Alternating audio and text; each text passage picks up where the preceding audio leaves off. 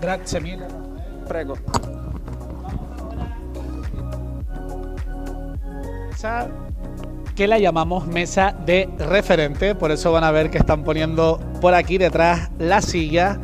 Y vamos a estar, la verdad, que bastante bien acompañados. Vamos a tener presencia desde diferentes comunidades autónomas a lo largo del territorio nacional.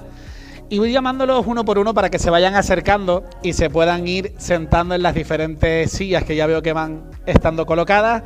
Voy a comenzar por Mauricio Rodríguez Hernández. Él viene desde Burgos y viene del DLIF, del clúster Digis 3 de Castilla y León. Le damos un fuerte aplauso. Muchas gracias. ¿Lo he dicho bien? Sí, perfecto. Perfecto. Viene desde Chile él, por si notan ahí un poquito el acento también diferente. Estamos hablando de los acentos ahora mismo antes de empezar esta mesa. Vamos a continuar también con David Gil Sanz. Él es viene desde Valencia, mejor dicho, del Instituto Tecnológico de Informática INDI Valencia. Fuerte aplauso para él.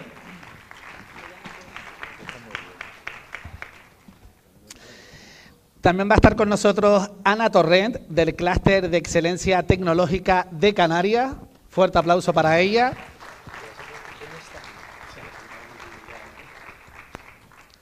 Tenemos a Jaime Cabero, de la Asociación Mentor Day. Él dice que viene del norte de Tenerife, ya luego van a ver que el norte no es tan norte, es más norte. Y la persona que va a estar moderando esta mesa es Anto Recio, del Tech for Efficiency. Viene desde Extremadura. Y esta mesa va a estar distribuida en 3 bloques. Cada uno de los bloques va a empezar con una pregunta y vamos a tener 12 minutos para que los invitados y las invitadas pues puedan dialogar y puedan compartir la información. Así que espero que la disfruten mucho. Pues muchísimas gracias. Antes de nada me gustaría agradecer a la gente de Canarias y en especial a Igor todo el trabajo que ha hecho para este encuentro, porque la verdad que las palabras que ha dicho Antonio antes de que era necesario los EDIs para afuera, creo que están muy acertadas. Y nada, mi enhorabuena y mis felicitaciones para todo el equipo de Canarias y también la gente de la universidad por acogernos aquí. Y yo normalmente me suelo saltar todos los guiones, pero en este caso voy a intentar respetar sobre todo el trabajo de Igor y de los compañeros que ya tenían sus preguntas, ¿no? Y les decía ahí dentro que realmente, bueno, llevo una semana, está Eva, mi compañera aquí, que venimos, la semana pasada estuvimos en Finlandia, en Slash, que es uno de los mejores eventos de startups que hay en Europa, donde el enfoque tecnológico era bastante apocalíptico, o sea, porque realmente, bueno, si te pones a pensar todo lo que la IA está representando, está introduciendo y nos está enfrentando a horizontes muy interesantes, por otra parte, porque, bueno, con ese viaje que os contaba, el martes pasado, o sea, hace 2 noches, tuvimos en Cáceres el evento del Digital Innovation Hub de Extremadura y también lo enfocamos, era en una iglesia, lo hicimos en una iglesia, y fue una especie de homilía pues también filosófica, apocalíptica. Y estuvo muy bien porque reflexionamos sobre la parte más ética o el impacto, el choque de las contradicciones que puede tener la inteligencia artificial, ¿no? Realmente yo cuando era pequeño empecé a interesarme por la tecnología, yo vengo del mundo de las humanidades, y realmente ya cuando Alan Turing empezó a ver en los años 50, ¿no?, si los algoritmos podían pensar o desarrollar sobre todo progreso, ¿no? Luego Isaac Asimov con todas esas escrituras o leyes que escribió sobre la inteligencia artificial, pues yo creo que ahora estamos en ese momento donde ya realmente eso ha llegado, con lo cual es un momento muy interesante. Si a eso le unimos guerras y pandemias, tenemos un escenario fantástico. Pero, como decía, no me voy a saltar el guión, y vamos a ver, porque realmente sí que vivimos en un mundo cambiante y la IA está redefiniendo muy bien el esquema productivo, ¿no?, de los ecosistemas de innovación, de las startups, de la relación entre instituciones públicas, privadas, ecosistemas de innovación, talento, cómo estamos generando nuevas oportunidades de negocio, sobre todo también orientadas al bienestar de la gente, ¿no?, y el desarrollar nuevos productos, ¿no?, con las aceleradoras de startups, las universidades, ¿no? Realmente, ¿cómo pensáis de qué forma la propia inteligencia artificial está redefiniendo el mapa de la industria emergente en España, ¿no? Porque realmente lo está haciendo? ¿Y qué sectores consideráis que tienen el mayor potencial de crecimiento en los próximos años? ¿Quién se anima con la primera respuesta? ¿Por allí? Comienzo yo, sí. A ver, sí. La verdad que en lo que nos toca a nosotros, como DILIF, somos la parte del Digis3, que es nuestro hub, Castilla y León, que atiende todo lo que es el sector primario. A propósito de ese mapa o cómo se está redefiniendo el mapa, lo que estamos viendo es que sectores que antes nunca habían tenido acceso tan directo a la tecnología como lo es el sector industrial, por ejemplo, ahora sí lo están teniendo, y lo están teniendo de una manera mucho más simple. Cuando me refiero a esto, me refiero al sector primario, donde en zonas como el agro, el forestal, la ganadería, que todavía siguen siendo muy rústicas, están teniendo acceso ya a herramientas que no son necesariamente tan sofisticadas. También lo que han sido los propios lenguajes han facilitado ese acceso, y eso va de la mano con el desarrollo también de la eliminación de ciertas fronteras. De hecho, se está ocupando como vector en Castilla y León, que nos toca muchísimo, como un vector clave para lo que es el retorno de la juventud a los pueblos. O sea, derechamente la posibilidad que antes el agricultor, padre o abuelo, colocaba sobre la mesa era: mira, súbete al tractor y sigue haciendo el trabajo. Hoy día es: no, mira, ¿sabes qué? Está la posibilidad de montar una startup o montar aquí una empresa de pilotaje de drones, y eso nuevamente retransforme la forma en la que se está generando el desarrollo productivo. Entonces ahí la IA se transforma en un factor clave. Bueno, la IA y todo lo que conlleva, todo lo que es la gestión de los datos, todo lo que es la gestión de la información y la toma de decisiones basada también finalmente en esa IA, redefine de cierta manera un poco el cómo se está afrontando la industria. En el sector primario, que ha sido un sector que a nosotros nos toca de cerca, nos hemos estado dando cuenta que, a ver, aunque todavía falta mucho camino por recorrer, ciertamente es el sector al que le ha impactado fuertemente. Ganadería, como te decía, agro, forestal y también la parte medio ambiente. Muy bien. Sí, no, hay solo un apunte. Ahí coincidente contigo, ¿no? Extremadura también, pues básicamente es agro, Sí. ¿no? Con lo cual también estamos viendo cómo ese sector, ¿no? Analizando toda la data y a través de los años de conocimiento, pues se puede mejorar la productividad. Pero otros sectores que creáis que de dónde está impactando. Sí, bueno, yo, fíjate, a nivel general, para crear una startup, que es lo que nosotros sabemos, ayudar a startups para que crezcan y aceleren, pues siempre hemos hablado de equipos, de crear equipos. De hecho, los inversores no quieren startups formadas por una sola persona. Y estamos viviendo un fenómeno donde hay startups de éxito y ya casi tenemos algún unicornio formados por un solo emprendedor. Y esto es gracias a la inteligencia artificial. Pensar que a un emprendedor le pedimos que cumpla una serie de competencias o que tenga una serie de competencias para que su empresa tenga éxito. Ese marco de competencias, por ejemplo, el europeo tiene 60 competencias marcadas, muy bien marcadas. Bueno, pues con la IA ahora somos capaces de a una persona decirle: para ese proyecto, para esa startup que tú quieres montar, que quieres acelerar, ya no hace falta trabajar con 60 competencias. Con que trabajes estas cinco competencias, tú puedes tener éxito. Entonces, claro, la forma de lanzar startups al mercado ha cambiado totalmente. Ahora es mucho más accesible para todo el mundo y en cualquier sector lanzarse a emprender y, lo más importante, porque lanzarse a emprender es fácil, pero lo difícil es tener éxito y crecer, ¿no? Y bueno, y ahí las instituciones pues tenemos esa labor, ¿no? Las aceleradoras de identificar soluciones. Creo que así. Muy bien. No, yo iba a comentar que, bueno, que al final creo que un poco lo que nos damos cuenta es que la IA lo que está actuando más bien es como una palanca, ¿no? Como un acelerador transversal a todos los sectores, ¿no? A los sectores a lo mejor más tradicionales, a los nuevos sectores que están saliendo, ¿no?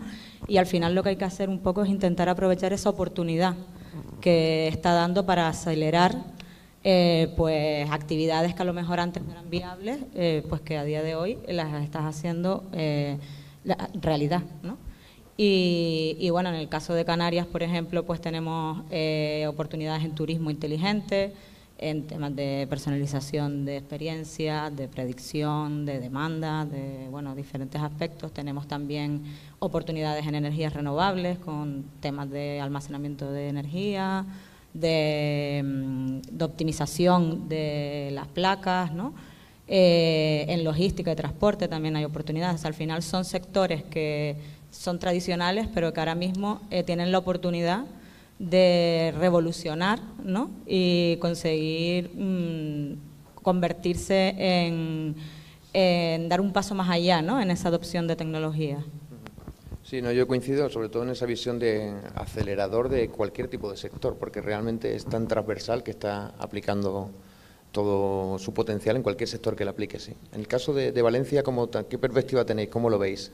Por mi parte, bueno, yo vengo de ITI, que es un centro tecnológico, y formo parte del equipo de coordinación de INDI, la IDH Comunidad Valenciana, que estamos centrados en los sectores de salud y calidad de vida y fabricación avanzada. En este caso quería destacar el sector salud, donde la inteligencia artificial ya es de pleno uso en todo el tema de descubrimiento de nuevos fármacos, análisis de imagen, predicción incluso de enfermedades. Y de hecho desde mi centro hemos desarrollado un caso de uso, un caso de éxito, en el que trabajamos con una empresa que había desarrollado un dispositivo de monitorización médica para la respiración de pacientes en la UCI. Toda esta empresa tenía la necesidad de aumentar la precisión y la rapidez en la obtención de datos para mejorar los diagnósticos y que fueran lo más tempranos posibles. Entonces, a través de la utilización de la inteligencia artificial y diferentes modelos de analíticas avanzadas, conseguimos aumentar esta obtención de datos y también su precisión y su calidad, de forma que ahora este dispositivo hemos conseguido que ofrezca datos en tiempo real del estado de la respiración del paciente, lo cual pues es un avance porque permite a los doctores pues tomar decisiones de forma mucho más ágil y más rápida. Incluso puedes llegar a salvar vidas con este dispositivo. Y luego también quiero destacar otro sector como ha comentado ya un poco Mauricio, la agricultura, en general, y quería comentar la agricultura de precisión, donde ya pues están utilizando drones, visión artificial y sistemas de modelos de predicción para predecir plagas, gestionar riesgos e incluso también pues mejorar un poco el rendimiento de los cultivos en general. No, desde luego es fascinante porque lo coincido contigo en la parte de salud.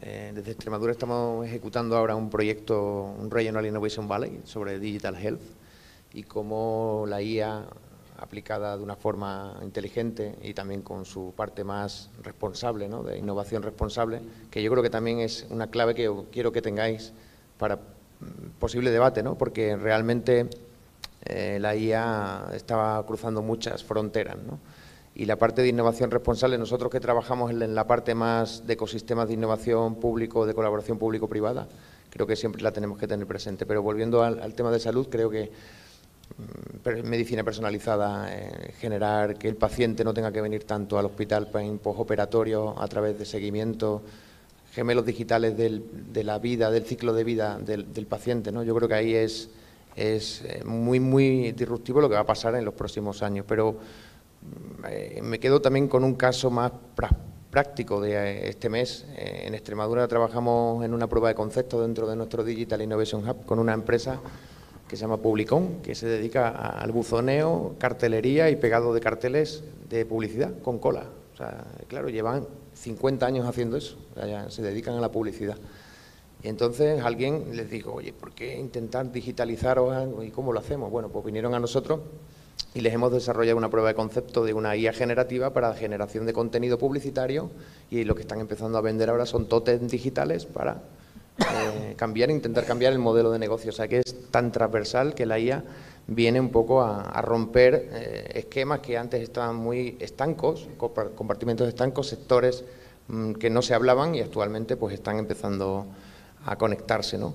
Con lo cual yo creo que el desarrollo de la automatización de generación de vasos comunicantes entre distintos sectores va a ser la clave, ¿no? Y por ahí generar muchas más oportunidades de negocio. Y avanzando en la parte más de ese futuro inmediato que tenemos, claro, nosotros, como he dicho antes, casi todos somos de entidades públicas o semipúblicas o entidades que trabajan cerca, ¿no? ¿Cómo creéis que la colaboración futura o inmediata entre empresas, centros tecnológicos, los propios European Digital Innovation Hubs o la propia administración, ¿no?, puede acelerar la adopción responsable, ¿no? Y ahí meto lo que ya me refería antes, ¿no?, de la IA en sectores innovadores sin perder competitividad y, sobre todo, una cosa que preocupa mucho a la Comisión Europea, que es la propia soberanía tecnológica, ¿no? Que por eso yo creo que estamos aquí y todas estas iniciativas que se han puesto antes, lo que nos contaba el colega Hernando, pues vienen de eso, ¿no? De intentar, oye, Europa se ha quedado atrás hace ya mucho tiempo en la carrera tecnológica. Entonces, ¿cómo creéis que va a ir en esa línea de colaboración público-privada, ¿no? ¿O qué se debería hacer? Sí, bueno, a ver, yo solo por hacer un inciso del punto anterior también respecto de la capacidad, a propósito de lo que se nombraba en cuanto a las imágenes en el tema salud, que es más gráfico, que también pasa en el mundo del agro, también pasa en el mundo en general, en todas las aplicaciones que vemos tecnológicas. Lo que la IA de cierta manera nos está brindando hoy día es una amplitud para ver. Entonces estamos pudiendo ver más, estamos pudiendo analizar más, estamos pudiendo tener la capacidad de tener esa ventaja competitiva, y ahí engancho con tu pregunta respecto del rol que cumplimos o que cumpliríamos en este caso los DIH, pero estamos teniendo la capacidad de acceder a más, de tener ese telescopio, ese microscopio, como se nombraba en una de las conferencias anteriores, que derechamente nos cambia el mundo. O sea, cuando fuimos capaces de subir al monte y ver en perspectiva cómo se veía todo el resto de la isla, nos cambió la visión del mundo. Cuando fuimos capaces de volar, nos cambió la visión del mundo. Cuando llegamos a la Luna, nos cambió la visión que teníamos del planeta. Entonces, hoy día yo creo que enfrentamos un cambio así de disruptivo. Luego, el cómo lo manejamos o cómo lo direccionamos, sí que es verdad que depende de distintas instancias que la sociedad va estableciendo. A nivel de Europa, yo creo que esta iniciativa de los hubs y otras que son similares, como las que hemos comentado, las que se han comentado en este mismo foro, son claves a la hora de ordenar esto, porque directamente las capacidades, hoy día democráticamente todos tenemos GPT o cualquier otro lenguaje en nuestros ordenadores, en nuestro móvil, y le pasa a todo el mundo. Entonces, tanto las universidades, los privados, las pymes, cada cual tiene su propia iniciativa. Entonces, para que no empiecen a diverger finalmente cada uno de esos esfuerzos, es necesario que existan estas entidades coordinadoras que también orienten hacia dónde tenemos que ir. Ya están estos esfuerzos de estos espacios de datos, que ya lo sabemos todos, lo hemos conversado en el coffee previamente. Tampoco, ni siquiera quienes los estamos organizando lo tenemos tan claro y está tan perfectamente estructurado como para que se aprovechen finalmente al 100% esos datos que se van a ir generando. Luego, cuando se generen esos datos, la estructura, la forma, el cómo están siendo extraídos, transformados y convertidos para poder ser consumidos luego, tampoco va a ser un proceso tan inmediato. Entonces, en ese sentido, y para ampliar la capacidad de este telescopio o este microscopio que nos entrega la IA, creo que es necesario que existan instancias que aporten un orden. Ese orden, de cierta forma, y esa orientación, para quienes hoy día tampoco han ni siquiera explorado el campo, ya no digo de la IA, sino que de la digitalización básica en algunos casos, nos pasa a nosotros que en el tema agrario, el cuaderno campo, en España al menos se hace por cumplir, no se hace porque sea una herramienta que realmente te vaya a aportar datos para después tomar buenas decisiones en base a esos datos. Entonces, esa orientación y esa expresión del potencial creo que es fundamental que seamos capaces de transmitir en el 1 a 1. En el 1 a 1 ya tal vez, no tanto en foros tan abiertos o en foros tan masivos, sino que directamente en el contacto diario con las pymes, en el contacto que pueden lograr en este caso a través de los DIH y a las instancias que son equivalentes, que les permiten de cierta manera tener esta ventanilla única como para que les contemos de qué se trata todo esto, porque va tan rápido que de cierta manera nosotros somos los entes llamados a informarnos primero y tratar de transmitir de cierta medida de qué va todo esto a las pymes que se tienen que sumar. Lógico, el foco que estamos buscando es maximizar el bienestar humano, pero bueno, a través de eso lo hacemos mejorando la productividad, lo hacemos mejorando la rentabilidad, sobre todo en nuestros negocios. Entonces eso yo creo que es clave en cuanto al rol que cumplimos los DIH en general a nivel transversal en todos los sectores. Sí, yo por añadir, bueno, nosotros somos entidad, somos una asociación privada, no somos entidad pública. O sea, la formamos empresarios que hemos pasado el Valle de la Muerte un montón de veces y ahora ayudamos como mentores a emprendedores. Entonces, claro, nosotros a la administración y la colaboración con la administración la vemos en el sentido de, oye, dejarnos un camino bien amplio ayudarnos con financiación, con recursos, porque las startups para crecer lo que necesitan son subvenciones, y más cuando estamos hablando de soluciones de IA que cuestan mucho hacerlas y que cuando estoy desarrollando y voy a mitad de solución resulta que hay otra y que me entero que semana a semana salen nuevas innovaciones que me deja obsoleto lo que... Entonces, hay que innovar haciendo pruebas, haciendo testing, gastando dinero, y ahí la administración y la colaboración con la administración es fundamental. Si encima se reduce la burocracia, pues mejor todavía, que es un poco lo que la Comisión Europea ha hecho, reduciendo esta ley maravillosa de la IA que ha sacado y que ahora ha reculeado un poquito, diciendo, bueno, vamos a darle un poco una prórroga de 18 meses para que entre en vigor y a cambio vamos a reducir la burocracia. Jo, pues bienvenido, ¿no? Porque, vamos a ver, montar una startup es muy complicado y es imposible hacerlo legalmente 100% cumpliendo todo. Por ejemplo, aquí hay un beneficio fiscal maravilloso que es la CEC, maravilloso, o sea, se paga de impuestos de sociedades un 4%, un 4% en Canarias, ¿eh? Pero claro, si tú validas tu negocio, si tú cumples con la metodología Lean Startup, con todo lo que enseñamos a las startups y vendes, en el momento que tengas una factura emitida, ya no eres beneficiario de la CEC. Entonces dices, joder, señores de la administración, por favor, o sea, si el método para lanzar una startup es válida, no te lances sin haber hecho pruebas antes, ¿cómo me prohíbes luego acceder a los recursos públicos por haber hecho lo que está demostradísimo que es? Entonces, la colaboración público-privada es muy necesaria, es muy buena, pero yo creo que en la línea de que, querida administración pública, dejad que lo privado crezca, no, y nunca competir contra lo privado, o sea, siempre sumar, ir al lado de y sumar, ¿eh? Es un poco la visión. Pero yo, en línea con lo que comenta Jaime, yo creo que esa colaboración también se tiene que basar en entenderse, ¿no? En que la parte privada muchas veces, bueno, tiene que, no es muchas veces, siempre tiene que entender a la pública y la pública pues tendrá que sentarse a entender a la parte privada, ¿no? Al final es un poco también lo que a lo mejor se echan falta a veces, ¿no? Bueno, en mi caso yo vengo de un clúster, vengo de Canarias Excelencia Tecnológica y nosotros es que no entendemos trabajar sin colaboración. O sea, nosotros ya de por sí, desde que se inició el clúster, desde que se formó, la colaboración público-privada ha estado ahí. Nosotros ahora mismo somos más de 140 empresas de todo tipo, desde startups a pymes, autónomos, micropymes, un poco de todo.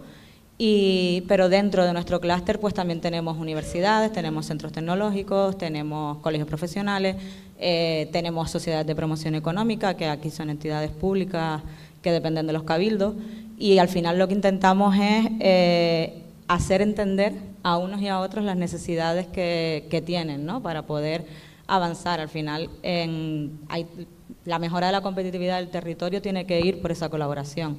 Y en zonas como en Canarias es fundamental, porque es que somos ultraperiféricos, tenemos un territorio fragmentado, no queda otra. Es que hay que colaborar sí o sí si queremos estar en un mercado global, ¿no? Y yo creo que eso es una cosa que tenemos que entender desde todas las partes, ¿no? Ahí solo quería añadir una parte de la parte burocrática, ¿no?, que ha comentado, que yo creo que, bueno, realmente ni un Microsoft ni un Google hubiesen nacido y crecido en Europa, que es nuestra de las grandes debilidades, ¿no? Luego tenemos otras cosas buenas, ¿no?, como, bueno, pues que están frenando también el desarrollo a lo bestia y sin ningún tipo de filtro, ¿no? Se supone que ahora con estas nuevas, documentos, que el informe Draghi, que vamos a intentar no ser tan burocráticos, vamos a intentar que vaya todo más rápido para que una startup cuando solicite una subvención y se le conceda no esté obsoleta. Vamos a meter una financiación en cascada con todas las nuevas metodologías de cascade funding que llegan a las startups rápido a través de entidades como pueden ser los DIH, ¿no? El modelo de DIH, hasta ahora, por los 4 servicios que estamos prestando, la parte del Test Before Invest, a priori llega rápido, llega bien. Luego, la burocracia administrativa depende de quién te cofinancie el proyecto, pues también ha sido bastante dolor. Pero bueno, yo creo que ahí están las claves, ¿no? Y yendo a... Sí. ¿Me dejas añadir? Sí, solo una cosita más, para la curiosidad entre administración pública y privada, que además es un cambio que se está pidiendo desde... Y es que los fondos públicos, FEDER, fondos europeos, no se pueden aplicar a una empresa que esté en situación de liquidez o de quiebra. Y las startups pasamos por situación de quiebra, pues yo diría que al año varias veces cada año. Esta es la situación en la evolución normal de una startup. De repente se queda sin dinero en la cuenta y tiene... Bueno, pues los fondos públicos no se pueden dar a una startup que esté en esa situación. Está prohibido. Entonces, hay cambios, pequeños cambios que se tienen que dar para que se entiendan bien las dos partes. Pero vamos, yo entiendo que el gigante de administración es el que tiene el deber de entender al pequeñito startup, porque entender a la administración... Yo asesoro desde hace muchos años a la administración y todavía hay cosas que no entiendo, a pesar de estar dentro como asesor. Entonces, creo que es la administración la que tiene que dar un paso y decir, vamos a entender al pequeñito, cómo se le puede ayudar bien, cómo hago que una startup pueda crecer y demás, y colaborar más para que eso sea real, ¿no? Es la administración la que tiene que hacer el esfuerzo. Y el pequeñito dejarse ayudar, ¿no? Sí, nada. Sí, adelante. Bueno, yo quería destacar el rol que juegan los EDIs en el tema de la colaboración, porque creo que al final los EDIs ofrecemos un espacio de testeo de estas tecnologías para que las empresas puedan acudir a nosotros y probar estas tecnologías de inteligencia artificial en espacios seguros, en nuestros demostradores y en nuestros centros de experimentación, lo cual les permite pues, probar antes de invertir, como dice el lema, y reducir miedos, costes y sobre todo tiempo. También es un tema muy importante, habéis comentado también el tema del AI Act, que muchas empresas ni lo conocen y las que lo conocen no saben ni por dónde empezar para el tema de adoptarlo. Entonces creo que los EDIs tenemos un rol muy importante de acompañar a las empresas para que adopten e implementen sus iniciativas de vida de forma responsable. De hecho, nosotros desde ITI, mi centro tecnológico, somos firmantes del AI Pact, que es un compromiso de diferentes entidades de Europa que tiene el objetivo de ayudar a estas empresas a implementar y a usar las inteligencias artificiales de forma responsable. Y otro punto que quiero destacar es el tema de la seguridad tecnológica que ha comentado Anto. Y es que al final, si queremos que nuestras empresas y nuestro mercado sea competitivo, no pueden depender únicamente de soluciones externas como Amazon, Microsoft, etcétera. Entonces, yo creo que desde los EDIs jugamos un rol impulsando plataformas europeas, fomentando el uso de tecnologías abiertas y también promocionando los proyectos en colaboración con el objetivo de fortalecer un poco la cadena de valor y que al final, desde las propias empresas y desde la propia Unión Europea, consigamos desarrollar unas capacidades propias que permitan que no vendamos únicamente estos monstruos como Amazon, Microsoft, etcétera, que hemos comentado, sino que también seamos propiamente nuestros propios proveedores de soluciones digitales. Sí, desde luego hay que cambiar modelos de colaboración y dejar también funcionar, porque bueno, cuando salió DeepSeek, que fue hace 6 meses, 8 meses quizás, igual ninguna startup europea, ningún unicornio europeo, ninguna empresa europea lo notó en bolsa, ninguna, porque no hay ninguna. Vale, entonces, pero sin embargo, modelos como el de DeepSeek, modelos como el Nano Banana Pro, por ejemplo, que lo está petando ahora en la parte gráfica y visual, o modelos como el Gemini, o modelos que ya están muy rodados como el de OpenAI y otros tipos de modelos, en Europa están metidos en un cajón de muchas universidades que ha sido financiado ese proyecto con fondos de la Comisión Europea. Es decir, yo creo que nos ha faltado creer la potencia de muchas soluciones que en el mayor de los casos eran open source para tratar de comercializarlo. O sea, y también creo que hay que darle una gran vuelta a la transferencia de investigación al mercado. El formato TEF, el formato de IH, las IA Factories, creo que vienen también un poco a ayudar en esa parte, porque ahí sí que estoy un poquito más esperanzado, porque realmente el testeo en infraestructuras tan potentes como el BSC, ¿no?, que acabamos de ver, ¿no?, que haya una metodología de trabajo en el que un investigador quiera montar su startup o un emprendedor que una vez terminado su ingeniería dice, oye, quiero montar mi startup, tengo este algoritmo, quiero correrlo en una máquina como el Mare Magnum, pues hombre, eso está muy bien. Y creo que ahí en esa línea la colaboración público-privada tiene que ir adaptándose. Estoy de acuerdo contigo, por ejemplo, por entender las aceleradoras, pero por ejemplo con la financiación en cascada, es decir, aquí hay dinero.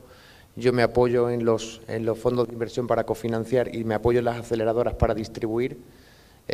Bueno, hay que velar por el dinero público, evidentemente, porque todos sabemos que hay un montón de gente ahí detrás de lo público y detrás de los proyectos y demás. pero evidentemente hay que cambiar un poco el enfoque, ¿no? Entre la IAC, el informe Draghi y otras iniciativas que están llegando a Europa, creo que se puede corregir. Tardará pues seguramente que tiempo, y seguramente que tardará cuando la IA ya no sea tan tendencia como es hoy, ¿no? Porque también, no nos engañemos, hace 2 años era blockchain, va a revolucionar la vida, el mundo, el futuro. Evidentemente no ha tenido el impacto de la IA porque no es una tecnología que está tan madura y no es tan usable, ¿no? Yo creo que la ventaja que tiene esta ola tecnológica de la IA es que realmente la gente lo está viendo, o sea, ya lo ve. Es que mis niñas pequeñas utilizan el ChatGPT para cualquier cosa y ya lo están usando, ¿no? Entonces, bueno, ahí creo que en ese contexto sí que vamos mejorando mucho, pero también enfoque aceleradora, enfoque Digital Innovation Hub, enfoque clúster, ¿no? Que se suponía al principio que la evolución de los clúster era los Digital Innovation Hub. No tenía por qué, porque depende de qué tipo de clúster empresariales. Pero bueno, yo creo que es como un ciclo, ¿no? Venga, pequeño ecosistema más de startup donde hay mentores, nos unimos con asociaciones empresariales para intentar hacer un poquito de lobby y diseñar instrumentos, y eso ya lo conectamos con nacionalmente o internacionalmente con los DIH, ¿no? Y yo creo que en ese contexto de colaboración, ¿qué instrumento echáis en falta? O sea, ¿de qué deciros? Pues mira, creo que he intentado desarrollar algo conjuntamente con otro EDI, o intentar hacer un training conjunto o un codiseño de servicios entre 2 EDIs. O sea, ¿qué instrumento de colaboración creéis que podría ser interesante implementar en el próximo periodo, 26-29, ¿no? de los propios EDIs, ¿no? A ver, una observación también con lo que estaba diciendo antes, Anto. Yo creo que en el desarrollo de la startup, en el desarrollo de los mercados y en el aprovechamiento de esta ola de IA, y sobre todo a nivel de Europa, y por lo que me toca a mí un poquito teniendo la visión de Chile del otro lado del océano, que es una visión un poquito más americana en ese sentido, el mercado por definición es agresivo. Y el hecho de generar un acompañamiento, de generar una guía hacia el horizonte donde tenemos que apuntar, no necesariamente se traduce en un apadrinamiento, que es algo que yo veo que un poco se diluye o se confunde, por decirlo de alguna manera, tanto en Europa como en España en particular, y entramos en esa dinámica de reclamo a las administraciones de ¿por qué no me ayudas más?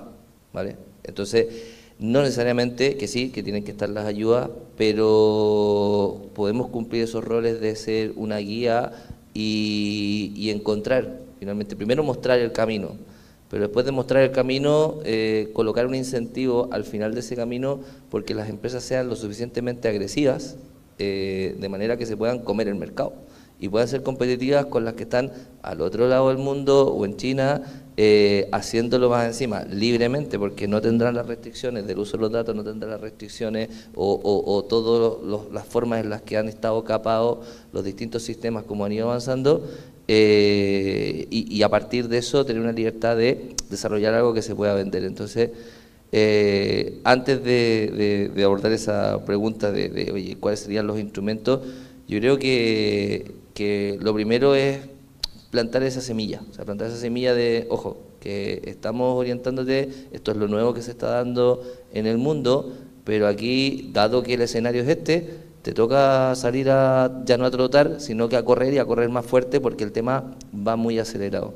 Y en esa línea, sí, en esa línea las colaboraciones que podemos lograr, hay algo de lo que estoy convencido, no solo porque sea parte de la red de los DIH, pero creo que, y esto no es una crítica al kit digital, pero creo que iniciativas como el kit digital se transformaron en una repartición de dinero que fueron aprovechados en algunos casos, otros casos no, para generar un nuevo sitio web, para generar, pero probablemente no con un impacto real en el desarrollo de negocio, en el desarrollo de valor real dentro de la empresa. En este caso, yo sí creo que los trabajos que me ha tocado ver de distintos compañeros de los otros DIH, lo que nos ha tocado hacer a nosotros por nuestra propia cuenta, sobre todo en esta parte del testeo y experimentación, creo que sí tiene un efecto. porque genera en el emprendedor o en la empresa que ya está funcionando y tiene un nuevo invento una ilusión respecto de una palanca o de un driver que va a ser la tecnología, y que esa tecnología va a lograr hacer que esa empresa que antes producía vino, por ejemplo, toco el caso de algunos de los emprendedores que nos ha tocado apoyar, ahora se transforma en una empresa tecnológica que a través de un nuevo invento, un nuevo desarrollo, apoyado por la inteligencia artificial, apoyado por los datos, le permita llegar más allá de la ribera, más allá de España, más allá de Europa, más allá del resto de los continentes. Entonces, ahí es donde yo creo que la colaboración entre nosotros y los instrumentos que puedan estar, ya sea de carácter público o de carácter privado, nos permitan direccionar ese incentivo y generar un sentido de ambición, en el buen sentido de la palabra y en el sentido esencial de la palabra, porque realmente aquí lo que falta es ambición. Si tú te vas a Norteamérica, lo que tienes es un pool de muchísima gente, lo dijiste tú con Google, con Silicon Valley y todo lo que ocurrió allá, muchísima gente que se le ocurre muchísimo, que trabaja muchísimo y que tiene una ambición brutal. Y por lo tanto es más competitiva a veces, a veces.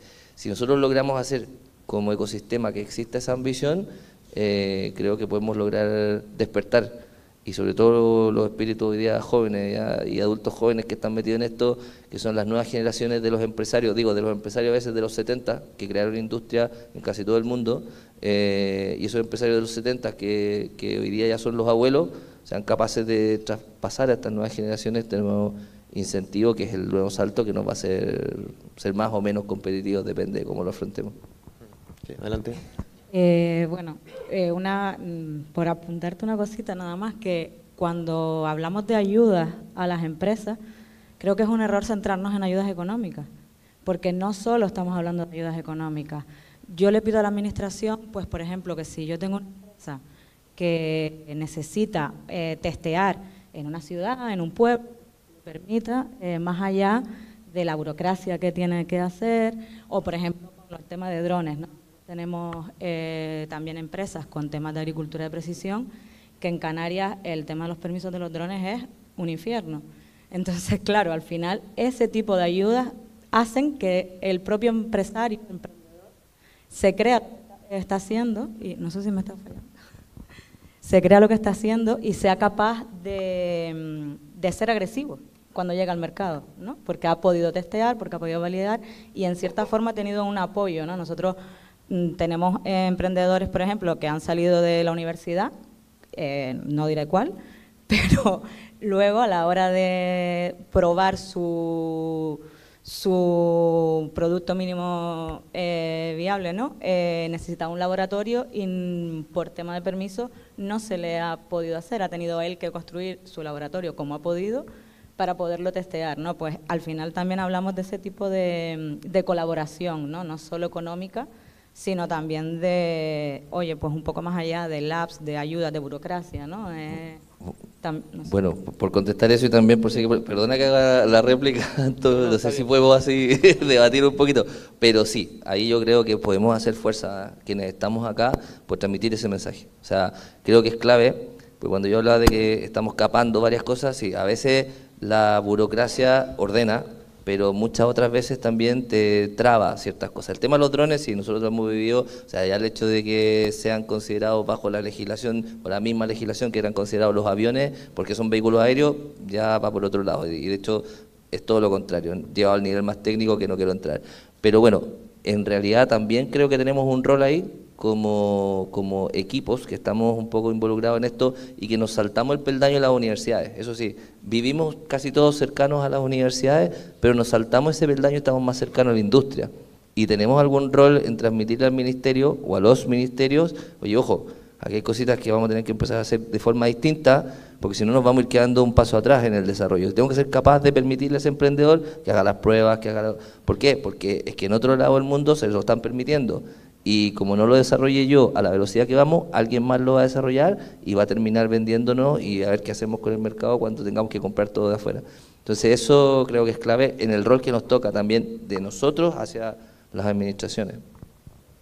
Un instrumento puedo dar un instrumento que sí es económico, es de dinero, y las startups necesitan la financiación, pero de los inversores privados.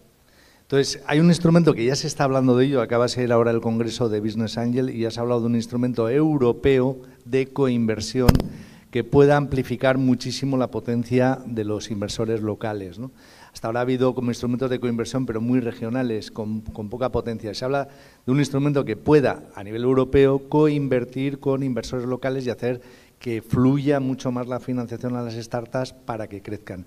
Nosotros, por ejemplo, viendo el dolor que tienen las startups, que pensad que pitchean, cuentan su proyecto 100 veces, 100, para que uno le diga sí, te financio. Es decir, reciben 99 noes, no me gusta, no, tu proyecto no, y no sabes lo duro que es para un emprendedor que te digan 99 veces, tu proyecto no me gusta, es que no. Entonces, para reducir este dolor y para evitar que tengan que pitchear 100 veces, en lo que hemos hecho nosotros es con la inteligencia artificial es crear una inteligencia de tesis de inversión, o sea, tenemos 4.000 inversores con su tesis de inversión y el emprendedor, según su proyecto, según su perfil, le decimos lista corta, le dimos los 4 inversores donde más probabilidades tiene de que pitcheando le den financiación. Esta herramienta que hoy es posible gracias a la IA, pues está salvando este dolor tan grande que hay de llegar a la financiación, que por el camino se nos quedan muchísimos proyectos buenísimos que son soluciones que han sido financiadas, o una iniciativa que está metida en una gaveta, como se dice aquí, o en un cajón. Mi pueblo también. Gaveta. Sí, gaveta. Y son soluciones que no llegan a ningún lado, y soluciones maravillosas. Entonces, creo que hace falta un instrumento de coinversión europeo y dejar de pensar tanto a nivel tan pequeñito regional con la financiación. Sí, ahí se está avanzando. En los últimos años, en la parte de, igual que la financiación en cascada son de proyectos que ya están aprobados, también se está trabajando con los fondos de inversión para tratar de distribuir más rápido ese dinero, ¿no? Se están poniendo en marcha proyectos de match funding, ¿no? Donde se hace un match entre distintos fondos. Y también pues place-based finance, otro tipo de soluciones que la Comisión Europea está apoyando, y bueno, lo digo de primera mano porque en Extremadura ahora tenemos un proyecto piloto financiado con fondo estructural para crowdfunding de recompensa y equity crowdfunding, y es la primera vez que se va a poner fondo estructural para hacer un match funding con dinero privado, o sea, la gente va a poder aportar y hacemos un 50-50. 50 euros pone a través de una campaña de crowdfunding y 50 euros pone el gobierno regional. Y eso también va cambiando. Cuesta muchísimo, pero el problema ya no solo la Comisión Europea con los fondos estructurales, son los administrativos o los interventores o los jefes de servicio que tenemos en las regiones los que dicen eso no se puede hacer, ¿no? Pero bueno, ahí estamos nosotros para decir que sí se puede. Y ya por ir cerrando y no alargar demasiado también la mesa, creo que, el tema de las capacidades humanas, la propia tecnología de los ecosistemas, ¿qué creéis qué capacidades humanas y tecnológicas van a ser necesarias para que las industrias emergentes o para liderar dentro de esas industrias emergentes los desarrollos de IA, ¿no? ¿Qué creéis que falta que las universidades desarrollen más titulaciones más orientadas a mercado, que las ingenierías sean más pragmáticas, o qué tipo de formación, ¿no? Porque yo, por ejemplo, estoy súper convencido que lo que necesitamos es más parte humanística dentro de la tecnología que de desarrollo tecnológico, ¿eh? Pero bueno, ¿qué creéis que habilidades tecnológicas humanas nos hacen falta? Yo por mi parte creo que una de las habilidades más importantes es el pensamiento crítico a la hora de la utilización de la inteligencia artificial. Es decir, no únicamente pedirle a ChatGPT que te dé una serie de información y copiar y pegarla, sino analizarla, confirmar si es veraz o no, porque muchas veces las IAs tienen alucinaciones, y sobre todo después usarla con criterio. El pensamiento crítico es una habilidad a desarrollar. Luego, por supuesto, la creatividad y la innovación. Necesitamos mentes disruptoras que, utilizando la IA como una herramienta más, puedan desarrollarnos productos o servicios que sean mejores de los que tenemos actualmente. Y uno que para mí es muy importante es el liderazgo y la gestión del cambio. A la hora de liderar, sobre todo intentar que nadie se quede atrás, que todas las innovaciones y toda la inteligencia artificial pueda utilizarse por cualquier persona de cualquier ámbito y sin tener la formación necesaria, y creo que eso es muy importante. Y luego, en cuanto a capacidades tecnológicas, que ya se han comentado en diferentes ponencias, La más importante para mí es el dato, la calidad del dato del espacio de datos, porque al final sin una buena fuente de datos los sistemas de inteligencia artificial no son robustos y no son viables. Otro punto para mí es el tema como os he comentado, la inteligencia artificial, cómo la utilizamos, que se utilice de forma responsable y no se utilice para hacer el mal, por ejemplo, así en genérico. Y por mi parte, sí, pienso que esas son las capacidades que deben reunir los próximos líderes de estas industrias emergentes que tendremos en el futuro. Bueno, yo me voy a permitir responder desde un ámbito bien personal. Yo tengo tres hijos, uno de 21 y otro de 16 y bueno, y el más pequeño. Y me toca vivir un poco esto en carne propia. Y casualmente, por estas cosas del destino, el mayor está más inclinado hacia el área de las artes, el del medio está más inclinado hacia el área de la ingeniería. Entonces, en ese ámbito, sí que hemos tenido esta discusión, o sea, un poco de qué es lo que nos espera hacia adelante, sobre todo con el que es más artista, respecto de, oye, ¿y qué pasa con la inteligencia artificial? Y en ese ámbito, yo al menos también desde un ámbito muy personal y desde lo profesional que nos convoca, creo que hay que volver a lo esencial, a los principios esenciales. Y estamos frente a una oportunidad muy interesante respecto de cómo rescatar el conocimiento senior. Cuando hablo de conocimiento senior, hablo que pasamos por una instancia donde vuelvo a los viejos empresarios de los años 70, personas que hoy día tienen 60, 70 o 80 años y que están todavía vigentes en la industria, que fueron los que crearon grandes empresas, que fueron los que, no sé, si me voy a Burgos, el grupo Antolini, qué sé yo, otros grupos más, que tienen muchísima capacidad y muchísimo conocimiento depositado, y así te los encuentras en las empresas, la administración pública, etcétera, muchísimo conocimiento respecto del proceso, respecto de cómo se hacían las cosas. Si nos vamos a la agricultura, si nos vamos a la medicina, si nos vamos, bueno, a todos los campos, tenemos ese tipo de personas que se pegaron un salto o una ventana justamente en el proceso en el que nos tocó vivir a los que estamos en la mitad, que finalmente nos tocó vivir con el desarrollo de la computación, el desarrollo de los datos, el desarrollo de los bases de datos, y que muchos de ellos se saltaron el Excel, se saltaron el Facebook, el Instagram y todo el resto de las cosas, y hoy día encontramos un punto de conexión.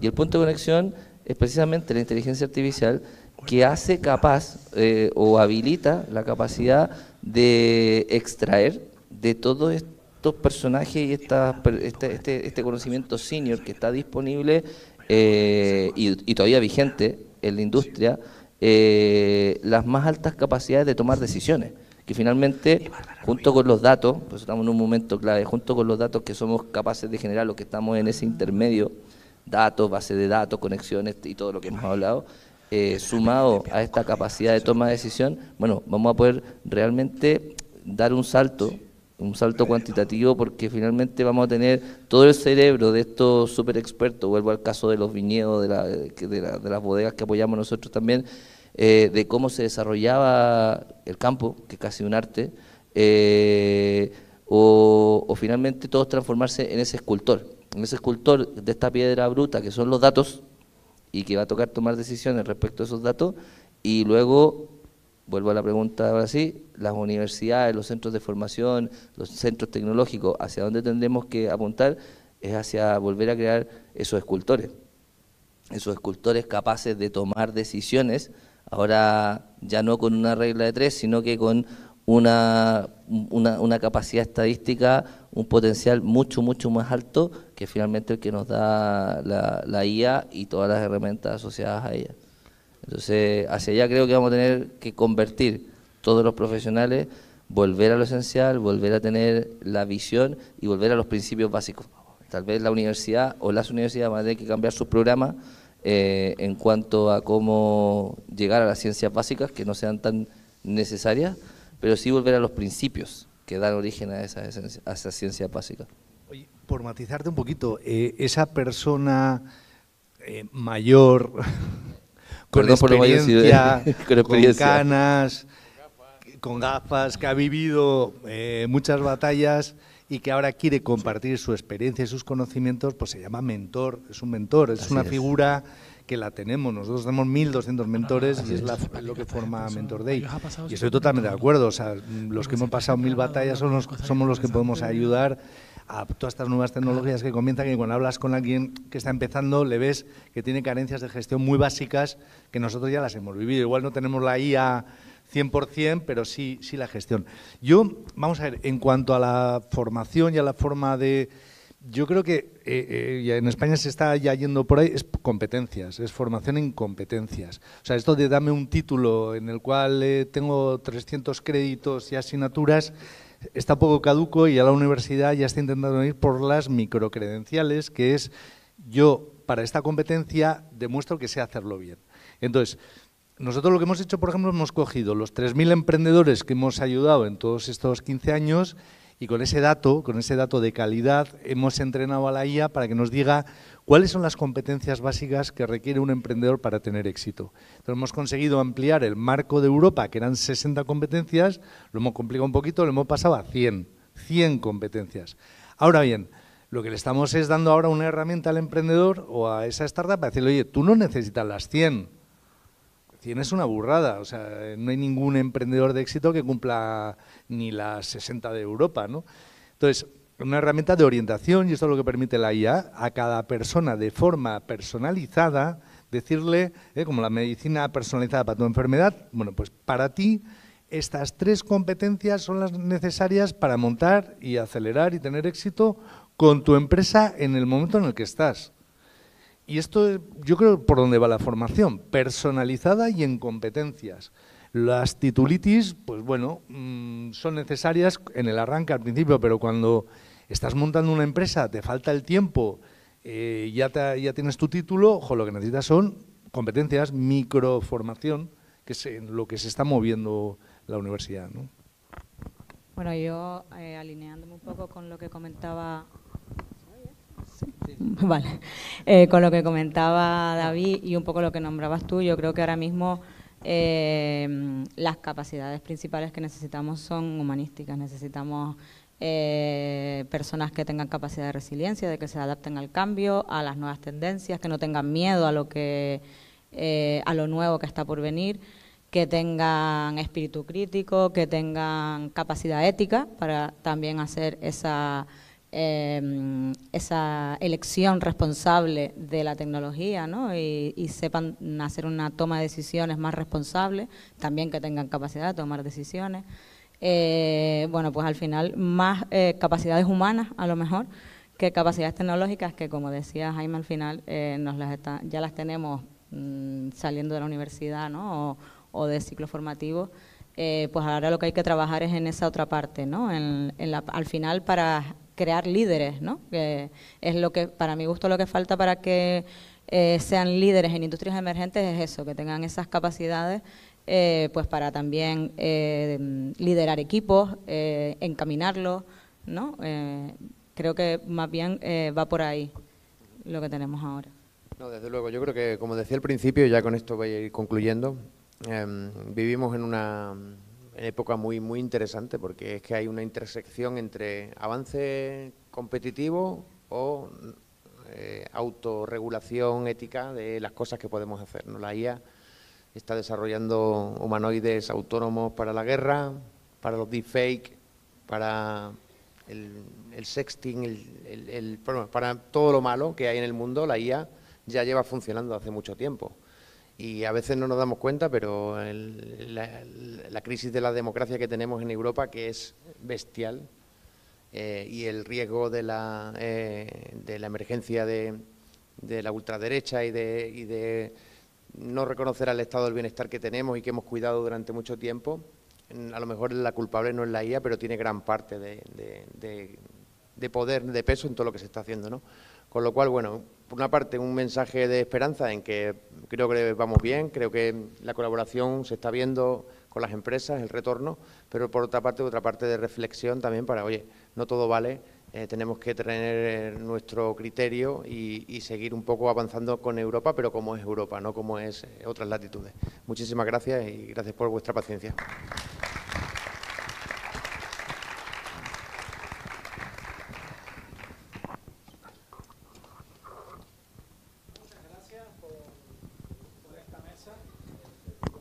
contenido que han dado también.